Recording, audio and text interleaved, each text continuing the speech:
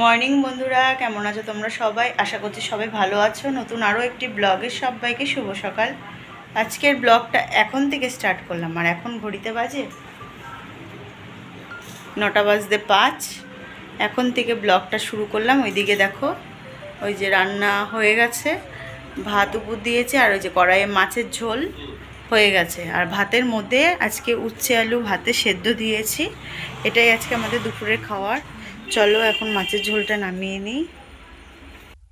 দেখো বন্ধুরা, রান্না হয়ে গেছে। এখন আমি মাছের ঝোলটা বাটির মধ্যে ঢেলে নেব। আজকে তো তোমাদেরকে বললাম মাছের ঝোল আর উচ্ছে আলু ভাতে সেদ্ধ দিয়েছি। এই হলো আজকে দুপুরে রান্না করেছি। আর কি মাছ রান্না করেছি? আজকে করেছি ভোলা মাছ। ভোলা মাছের ঝাল করলাম আর উচ্ছে আলু ভাতে।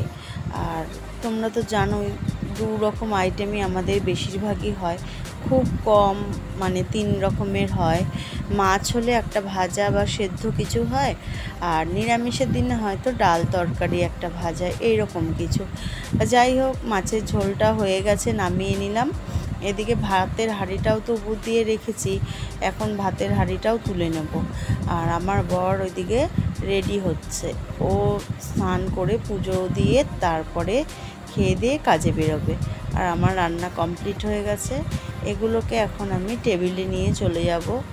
ভাতের হাঁড়িটা একটু ঝাঁকিয়ে নিচ্ছি, কারণ জানোই তো ভাত বেশি ঠাসা হলে না গরমে আরও যেন একটু নরম নরম ভাব হয়ে যায়, যেই কারণে একটু নাড়াচাড়া দিয়ে ঢাকনাটা খুলে দিলে তোমাদের দাদাভাইকে যেহেতু এখন খেতে দেব, তাই বোতল আর জগটাকে জল ভরে নিচ্ছি। জগে আর বোতলগুলো ভরে রাখলে কি বলতো, খাওয়ার সময় অসুবিধা হয় না।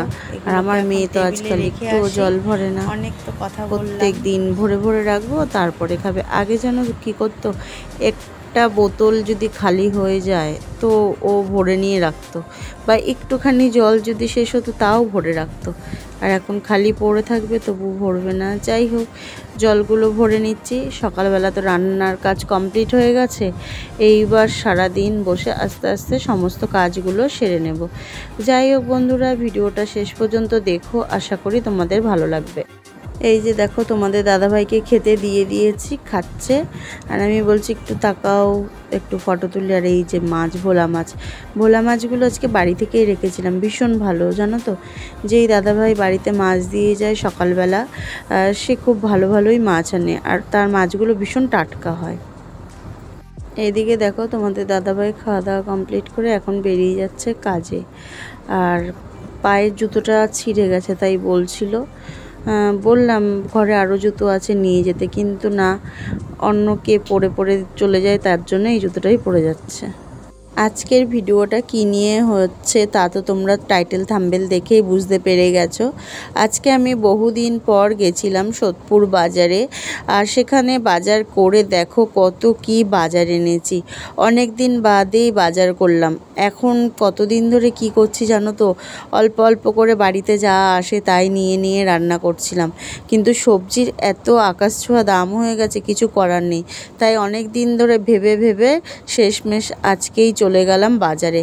আর বাজার থেকে এই যে এত কিছু নিয়ে এসেছি, সেগুলোকে প্যাকেট করলাম বসে বসে, তারপর তোমাদেরকে ভিডিও করে দেখাচ্ছি। আর এই যে সবজিগুলো দেখেছো, এখানে অনেক টাকার সবজি এনেছি। মানে আগে 100 টাকা সবজি কিনলে পরে বাজার ব্যাগ ভরে যেত, আর এখন টাকা কোনো চোখেই লাগে না। এই যা দেখছো, এখানে টোটাল 400 টাকার সবজি রয়েছে।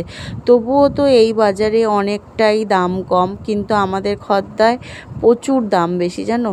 তবু ভাবলাম না যাই, অনেক দিন ধরে কিছু আনা হচ্ছে না, ফ্রিজটাও মানে খালি পড়ে রয়েছে, চলছে রোজই। তারপরে অবশেষে আজকে যে এই যে পেঁয়াজ, পুঁই শাক, লাল শাক, লাউ শাক, মোচা, চিচিঙ্গা, কাঁচকলা, বেগুন, আদা, রসুন, টমেটো, আর এই যে এই প্যাকেটটার মধ্যে দেখছো, এটা হলো মেয়ের জন্য পেয়ারা এনেছি।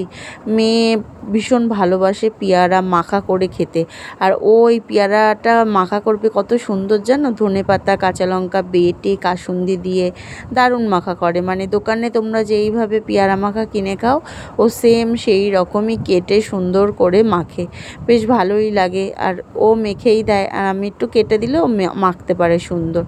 যাই হোক, এই পেয়ারা এনেছি, লাল শাক, তারপর পটল, লঙ্কা, ধনেপাতা, প্রচুর মানে যা যা মোটামুটি সবজি হয়। আর আদা রসুনটা একটু বেশি করেই এনেছি, কারণ আমাদের এইদিকে রসুন আর আদা 30 টাকা সার, ওখানে আদা 15 টাকা আর রসুন 20 টাকা। কতটা হেরফের বুঝতে পারছো। এছাড়া তো সব কিছু, এই যে দেখো বন্ধুরা, বাজার থেকে এসে স্নান করে পুজো দেব এখন। সকালে দাদাভাই বাল্যভোগ দিয়ে গেছে, ওটাই দেখালাম।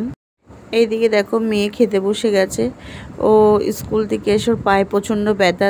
দুপুরে খাওয়ার পরে এখন বসে গেছি পেয়ারা নিয়ে কাটতে। মেয়ে মাখা করবে, তাই বলল মা ছোট ছোট করে একটু পেয়ারাগুলো কেটে দাও। তাই বসে বসে ছুরি দিয়ে পেয়ারা কাটছি। আর আমি না ছুরি দিয়ে পেয়ারা কাটতে ভীষণ ভয় পাই। বললাম একটু চপার বোর্ডটা দিতে, বোর্ডটা দিল না। যাই হোক, ভয়ে ভয়ে পেয়ারা হাত দিয়েই কাটছি। আর পেয়ারাগুলো সত্যি খুব সুন্দর, জানো তো। মানে দেখো বন্ধুরা, পেয়ারা মেখে অর্ধেক খাওয়াও হয়ে গেল। তারপর মনে পড়লো যে ভিডিও তো করা হলো না কমপ্লিট, তাই যাই হোক পেয়ারা মাখা খাচ্ছে। আর কেমন হয়েছে কমেন্ট করে জানিও। আজকে ভিডিওটা এই পর্যন্ত, দেখা হবে নতুন আরও একটি ব্লগে। ততক্ষণ তোমরা সবাই সুস্থ থেকো, ভালো থেকো, সবাইকে টাটা।